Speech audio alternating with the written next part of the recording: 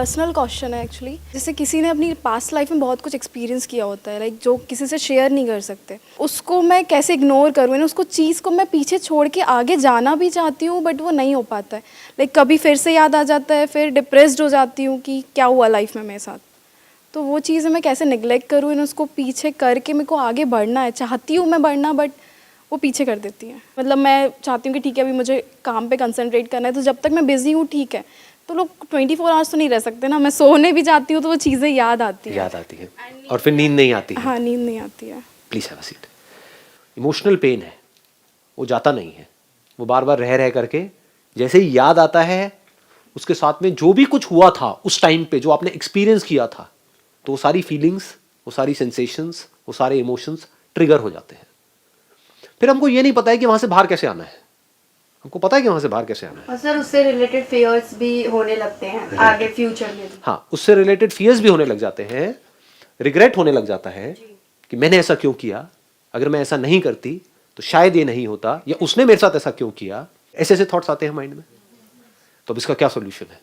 इनका जो प्रॉब्लम है वो सेम सबका प्रॉब्लम है। वो पास की जो चीज़ें है वो हमें पीछे खींचती है, लेकिन मैंने थोड़ा ये किया कि मैंने सब भूल जाने की कोशिश की, भूल जाना है। तो ये भी हुआ कि जो चीज़ भूल जाना है वो बोलते हैं वो ज़्यादा आती है, तो अभी वो हो रहा है कि भूल जाना है लेकिन वही याद आता है।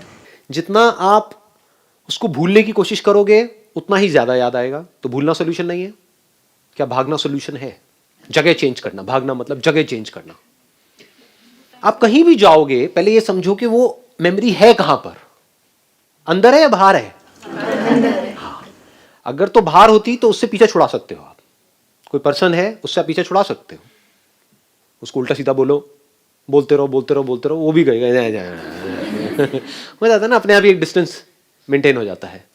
उससे लड़ाई झगड़ा करो, उसको मारो पीटो, जो मर्जी करो, ये सब बाहर है। अंदर क्या करोगे? किसको मारोगे, किसको पीटोगे, कहां भागोगे? यहां से भाग करके आप कहीं चले भी गए, कहीं दूर भी चले गए, तब भी वो तो अंदर यहां पड़ी हुई है। और जितना भाग रहे हो वो अंदर ही अंदर और बढ़ती चली जा रही है।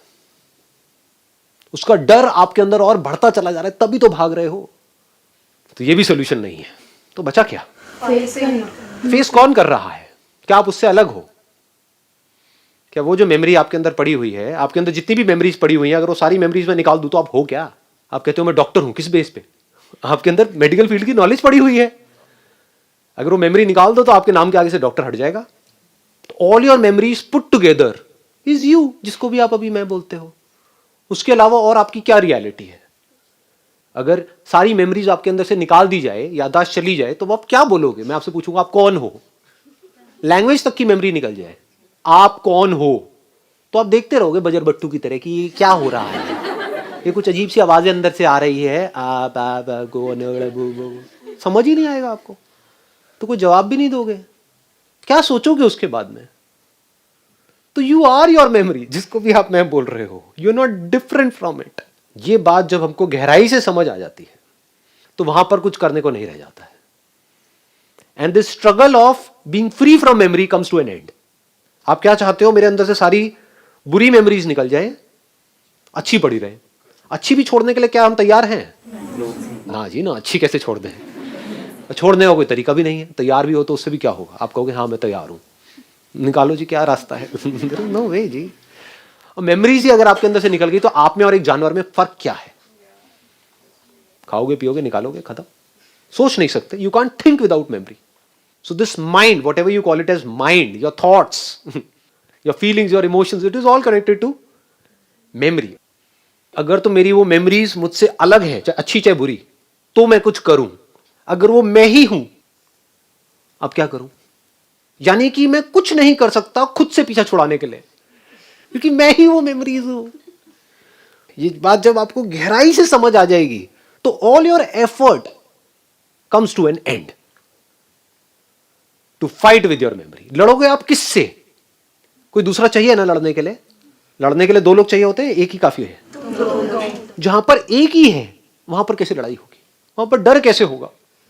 अगर वो मेमोरीज मुझसे अलग हैं तो वो मेरा कुछ बिगाड़ सकती हैं। अगर वो मैं ही हूं तो मैं खुद का क्या बिगाड़ूंगा? पानी पानी को कैसे मारेगा? आई बात समझ में? अगर मेरी बातें गहराई से कोई समझ पाए तो this effort this struggle immediately comes to an and.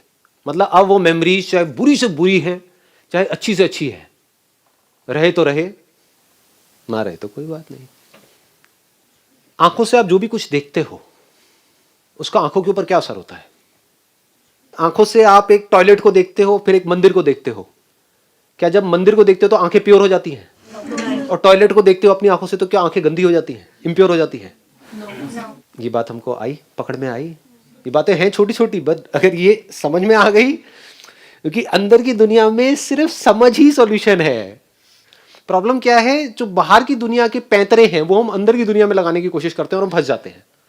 बाहर की दुनिया के क्या पैंतरे हैं? कोई भी काम करना है, एक्शन लो, ये करो, वो करो, वो करो, वो करो, वो करो, इट्स ऑल अबाउट करो करो करो करो करो करो करो। ये करो तो ये करके ये होगा, फिर ये करो, फिर ये करो, फिर ये करो। अंदर कुछ करना ही नहीं है, सिर्फ समझ लेना है। जैसे भूत, अगर भूत एक्चुअल में है तो कुछ करना है। अगर भूत है तो भूत किसके लिए है? जो कभी समझने की कोशिश ही नहीं करते कि भूत है या नहीं है, बस मान लिया है। मूवीज देखी, बचपन में सुनी कहानियां और मान लिया कि भूत है। तो जिसके लिए भूत है उसको भूत दिख भी सकता है, उसके ऊपर भूत चढ़ भी सकता है, उसको भूत से फ्री होना है, कई जगह पे जाके मत्था टेकना है, बहुत कुछ करना है। लेकिन अगर कोई इस सच को देख ले कि भूत है ही नहीं, उसको क्या करना है? तो दोनों में फर्क समझ आया? करना और understanding, which is not doing anything, which is just seeing things as it is. मतलब आंखों का क्या काम है? सिर्फ दिखा देना, अच्छा है बुरा है, उससे आंखों को कोई फर्क नहीं पड़ता है। ऐसी ब्रेन का काम है जो भी अंदर स्टोर्ड है उसको दिखा देना। और कुछ भी दिख जाए उससे ब्रेन को कोई फर्क पड़ता है क्या? तो डर क्यों रहे हो?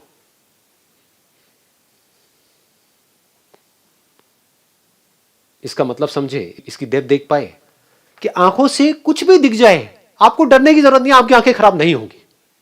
ऐसे ही ब्रेन में किसी भी तरह की कोई भी मेमोरी स्टोर हो जाए और वो मेमोरी बार बार प्ले हो जाए, उससे ब्रेन को कोई फर्क नहीं पड़ने वाला, क्योंकि ब्रेन का काम ही यही है। अगर वो स्टोर ना हो, जो दिख रहा है आंखों से वो ब्रेन में स्टोर ना हो, इसका मतलब क्या है? कि ब्रेन हमारी ठीक काम नहीं कर रही, खराब है। तो आप सब क्या चाहते हो? अपनी ब्रेन को खराब करना चाहते हो क्या? यही तो चाहते हो आप, यही तो आपके क्वेश्चंस हैं कि हम भूल जाए। अगर आप भूलने लग गए, समझ गए ना, इसको एक बीमारी बोलते हैं। तो what is illness and what is health? जिसको आप बीमारी समझ रहे हो वो बीमारी नहीं है, वो एक अच्छी हेल्थी ब्रेन की निशानी है। वो मेमोरीज अगर माइंड में प्ले हो रही है, ब्रेन में प्ले हो रही है, तो ये आपकी हेल्थ की निशानी है। इसका मतलब आपकी ब्रेन सही काम कर रही है, परफेक्ट काम कर रही है, नॉर्मल है। ये नॉर्मल है, जिसको हम एबनॉर्मल समझ रहे हैं, और उसके लिए हम दवाइयां खा रहे हैं कि वो प्ले ना हो, वो एबनॉर्मल है। बात समझ में नहीं आई? दवाई खा करके अपनी ब्रेन को डल कर रहे हैं, या दारू पी करके भूल जाने की कोशिश, यही तो होता है। और क्या होता है? तो दारू पी करके जो एक बेहोशी वाली स्टेट होती है वो नॉर्मल है, या बिना दारू पिए होश में जब आप हो और जो भी कुछ हो रहा है अंदर, वो नॉर्मल है? वो नॉर्मल है। वो नॉर्मल है। लेकिन अगर इस नॉर्मल को हम एबनॉर्मल समझे तो इस गलत समझ का क्या इलाज है? लगाओ दिमाग, कौन सी गोली खाओगे जिससे ये समझ ठीक हो जाएगी? कहां जाओगे, क्या करोगे जिससे ये समझ ठीक होगी? कोई भी चीज अगर उसके बारे में आपकी समझ ठीक नहीं है, उसको गलत समझ लिया है कुछ और, समझ कुछ और लिया है, उसका क्या इलाज है? वहम का क्या इलाज है?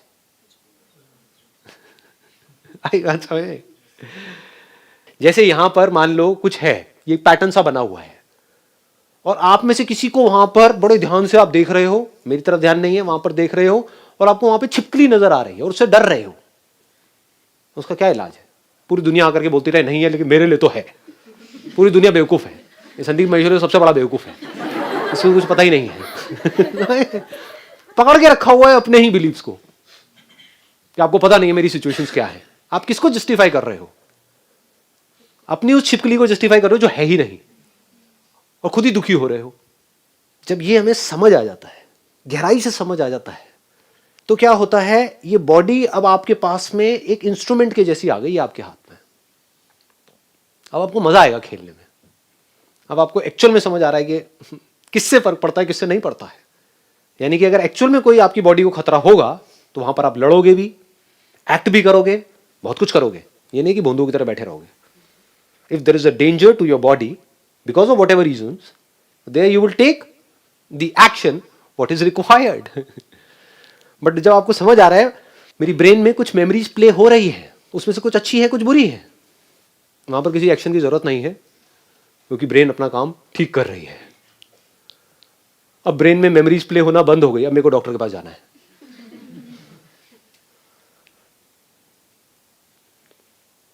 अभी ब्रेन कैसी हो गई आपके लिए?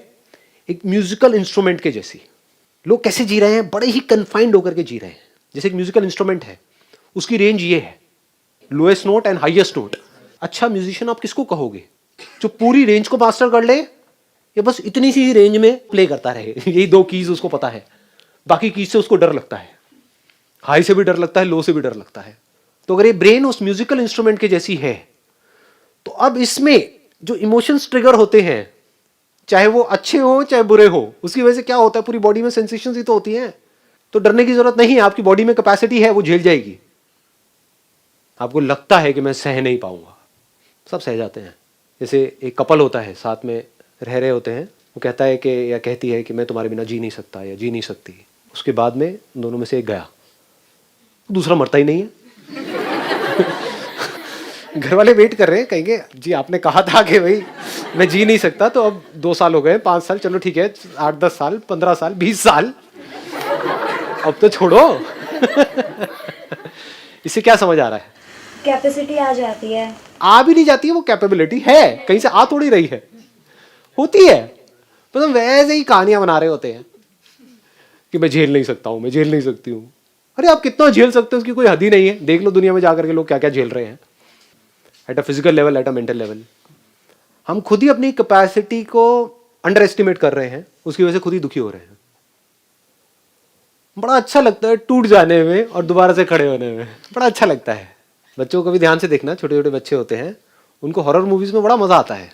क्यों आता है? क्योंकि जब डर जाते हैं तो बॉडी कॉन्ट्रैक्ट हो जाती है, और फिर जैसे ही वो डर निकल जाता है वो एक्सपैंड हो जाता है। तो इस कॉन्ट्रैक्शन में और एक्सपेंशन में बड़ा मजा आता है। सारे जो भी आपके प्लेजर्स हैं, वो अगर उसको ध्यान से एनालाइज करोगे, वो कॉन्ट्रैक्शन और एक्सपेंशन ही है और कुछ नहीं है। एनर्जी एक जगह पर इकट्ठी हो जाती है, फिर एकदम से रिलीज हो जाती है, उसमें बड़ा मजा आता है। पूरी बॉडी में सेंसेशंस होती है। तो ऐसे हमको बड़ा मजा आता है, पहले अपने आप को ये शो करने में कि मैं टूट गया हूं, उसके बाद में मेरी वीडियो सुनते हो, कहते हो मैं स्ट्रांग हो गया हूं। ये खेल है, नौटंकियां चल रही है और कुछ नहीं है। इन नौटंकियों को वो समझ सकता है जो खुद को समझ चुका है अच्छे से। मुझे भी बड़ा मजा आता है कभी कभी ये नौटंकी करने में, यार मूड खराब है, बड़ा मजा आता है, आपको पता नहीं है ये। और फिर जितना खराब होता है उतना ही अच्छा भी हो जाता है। जैसे जितनी प्यास लगेगी उतना ही पानी में मजा आएगा। प्यास ही ना हो तो पानी में मजा आता है क्या? नहीं आता। तो हम क्या करते हैं, अपने आप को कॉन्ट्रैक्ट कर देते हैं, खुद ही इमेजिन करके अपने आप को गिरा देते हैं नीचे कि अब लाइफ बेकार हो गई है, लाइफ में कुछ नहीं पड़ा है। फिर एकदम से कुछ करते हैं, चल अब लाइफ में कुछ नहीं पड़ा है, चल गोवा का प्लान बनाते हैं। और गोवा जाकर के पागल ही हो जाते हैं। समझ गए ना? गोवा जाकर के आप कब पागल हो पाओगे? जब दिल्ली में आप सफोकेट हुए पड़े थे। आई बात समझ नहीं आई? जो दिल्ली में गोवा की तरह जी रहा था, उसको गोवा जाके क्या मजा आएगा? उसके लिए तो दिल्ली और गोवा बराबर है। जिसकी जिंदगी में जितना ज्यादा दुख होता है उसको उतना ही ज्यादा सुख भी होता है, उसी प्रोपोर्शन में। एक ही सिक्के के दो पहलू हैं, अलग अलग नहीं है। हम क्या कर रहे हैं, अपनी लाइफ को कन्फाइंड करते चले जा रहे हैं कि हमें दुख ना हो। इसका मतलब क्या है? इसका मतलब पकड़ पा रहे हो, देख पा रहे हो इसकी इंटेंसिटी? सुख भी नहीं होगा, लाइफ बोरिंग हो जाएगी। इसको बोरिंग लाइफ बोलते हैं। इन्हीं को मैं खच्चर बोलता हूं प्यार से। सर ये वर्ड बहुत अच्छा लगता है, क्योंकि ये वर्ड सुनते एकदम लगता है कि कोई हमको हमारे असली नाम से बुला रहा है। कोई तो है जो हमें समझा। तो अगर आप कहते हो कि मुझे दुख ना हो, यानी मेरी लाइफ में कोई ऐसी मेमोरीज ना हो जिसकी वजह से मैं बहुत दुखी हो जाऊं, तो आप किसको छोड़ रहे हो? आप उसी प्रोपोर्शन में जो सुख हो सकता है उसको भी छोड़ दिया आपने। अब वो लाइफ कैसी हो गई? एक पत्थर के जैसी, पत्थर दिल। जब मैं बात करता हूं ना अटैचमेंट की, लोग समझ ही नहीं पाते हैं। ये है ना खच्चर। वो ये समझते हैं कि हमें तो किसी के साथ में अटैच ही नहीं होना है। अरे नहीं, जुड़ जाओ तो पूरी तरह से जुड़ जाओ, और जब पूरी तरह से जुड़ोगे तो क्या होगा, वहां पर दुख भी पूरा होगा, सुख भी पूरा होगा। इसको बोलते हैं एक ऐसा दिल जो पत्थर के जैसा नहीं है। रोना आएगा तो पूरा फुट फुट के आएगा, खुशी आएगी तो पूरी आएगी। Now you are open for anything and everything. हम कह रहे हो देखता हूं कितनी बुरी मेमोरी आ सकती है, आने दो। आप खुद क्रिएट नहीं कर रहे हो। अब इसका मतलब ये नहीं है कि जाकर के अपने पति को खच्चे मारा, बहुत ही बुरी मेमोरी है, और जेल में जाकर के अपना टॉर्चर करवाया 20 साल तक, फिर बाहर आकर के कह रहे हो हाँ मैंने जी लिया जो आपने कहा। 20 साल बाद जेल से बाहर आकर के मुझे बड़ा अच्छा लग रहा है। ये नहीं, अपने आप आएगी, आनी है, इसी को लाइफ बोलते हैं। अपने आप ही फेलियर्स आएंगे, अपने आप ही प्रॉब्लम्स आएंगे, अपने आप ही बहुत कुछ होगा। आप उसको चाह नहीं रहे हो, बट होना ही है सबके साथ में। तो अब आप ओपन हो गए, देखता हूं क्या होता है इधर भी, और देखता हूं उधर भी क्या होता है। यानी अच्छी से अच्छी मेमोरी, अच्छी से अच्छी फीलिंग्स, अच्छी से अच्छी इमोशन। क्या होता है, वहां पर भी डर रहे होते हैं, डर लग रहा होता है नहीं होता है। किसी से जुड़ने में भी डर लगता है, अलग हो गए तो पता नहीं क्या होगा, क्या होगा, दुख होगा जितना दुख होगा वहां पे उतना सुख भी होगा। तो जब जुड़ोगे तो पूरी तरह से जुड़ जाओगे। खेलो इस ब्रेन के साथ में, देखो इसकी possibilities, then you will get to know के इस ब्रेन को जितना आप समझते हो ना, उससे बहुत ज्यादा पॉसिबिलिटीज है। आपको इस ब्रेन में जैसे भी थॉट्स आ रहे हैं, जैसी भी फीलिंग्स आ रही हैं, जैसे भी इमोशंस आ रहे हैं, आने दो। और अब आप खेल खेल में क्या कहोगे, मुझे स्टॉप वॉच आपने ऑन करी अपने मोबाइल में और कहा कि अगले 10 मिनट तक ये जो मेरी सबसे बुरी मेमोरी है, जिससे मैं सबसे ज्यादा डर रही हूं या डर रहा हूं, इसको बनाए रखना है 10 मिनट तक। करो कोशिश। उल्टा होगा सर। आई बात पकड़ में। तो तब आपको पता लगेगा कि मैं कितनी बड़ी झूठी हूं, मैं कितना बड़ा मक्कार हूं। मैं बोलता हूं कि वो मेमोरीज जाती नहीं है, जबकि सच क्या है कि वो मेमोरीज टिकती नहीं आती तो है, टिकती नहीं है आती है, लेकिन उसको जाने से मैं रोक नहीं सकता हूं। This is the reality. रोक के दिखा दो किसी भी मेमोरी को। 10 मिनट तक वो मेमोरी हिलनी नहीं चाहिए आपकी ब्रेन में से, पड़ी रहनी चाहिए, नहीं रह सकती। जैसे ये खेल खेलोगे आप देखोगे वो मेमोरी छूट रही है, अब आप उसको पकड़ोगे, नहीं जानी चाहिए, लेकिन वो छूटेगी। और एक बार इस तरीके से छूट गई आपकी वो मेमोरी जिससे आप सबसे ज्यादा डरते हो, तो आपके अंदर से जो भी आज की डेट में सबसे बड़ा डर है वो निकल गया हमेशा हमेशा के लिए।